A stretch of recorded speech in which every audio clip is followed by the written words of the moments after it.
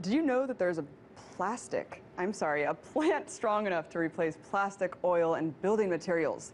That the same plant has been cultivated for industrial purposes for over 12,000 years. Yet it's been classified as a Schedule I controlled substance drug by the U.S. government. Nope, not marijuana, hemp.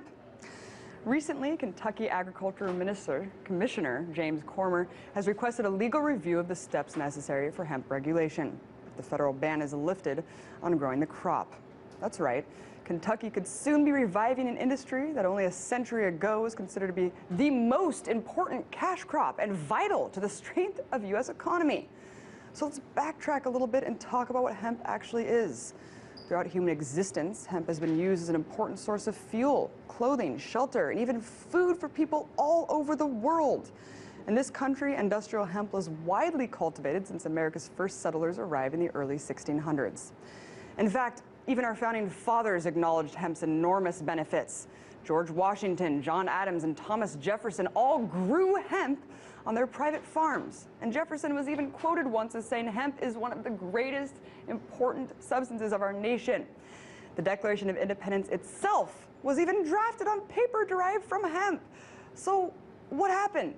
How did one of the most versatile and adaptable species of crops in the world also become one of the most politically polarizing agricultural resources? Well, in the early 20th century, the plant became labeled a threat so dangerous that it should be wiped out. But it wasn't dangerous to anyone or anything except the industries that it could phase out of existence.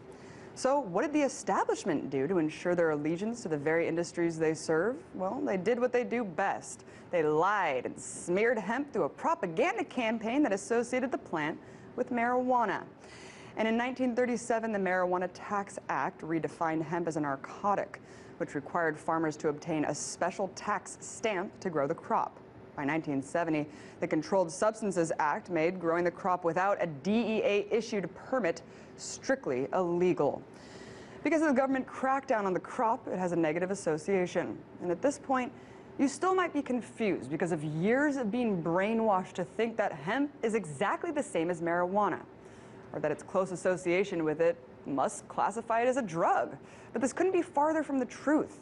Just check out the Congressional Research Service report on hemp that states, quote, although marijuana is also a variety of cannabis, it is genetically distinct from industrial hemp, and it is further distinguished by its use and chemical makeup.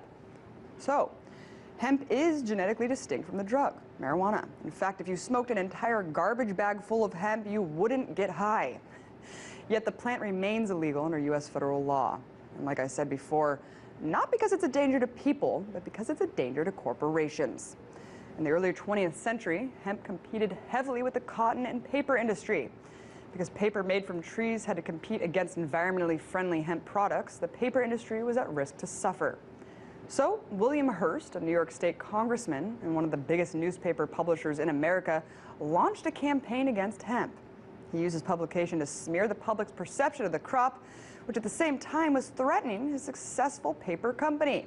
In fact, this very campaign is where the term yellow journalism derived from. But this was in the 1920s. How is the propaganda still working today? Because the threat hemp poses isn't limited to paper.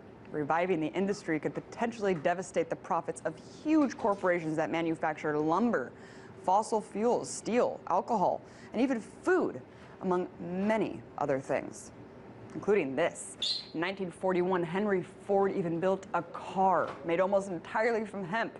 The frame of the car was 12 times lighter than steel and 10 times stronger. Not only that, but the car was powered by hemp seed oil. Do I even have to explain the threat that this technology would pose to giant oil companies?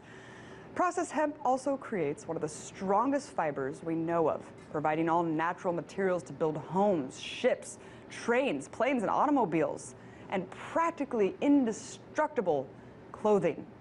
Furthermore, hemp seed oil can be made into lotions and skin creams. The practical applications for this plant are limitless, and the reason it remains illegal is simple. It's just one giant push to preserve the profits of corporations that poison our planet, destroy our forests, and bankrupt the world. But this all could change if recent efforts in Kentucky are any indication, and if moves by a few key members in the U.S. Senate succeed. hemp could soon be removed from the government's list of Schedule 1 controlled substances. The hemp industry could very well be revived back to being America's #1 cash crop. And that's one step closer to succeeding against a model of profit, greed, and control that sadly defines this country today.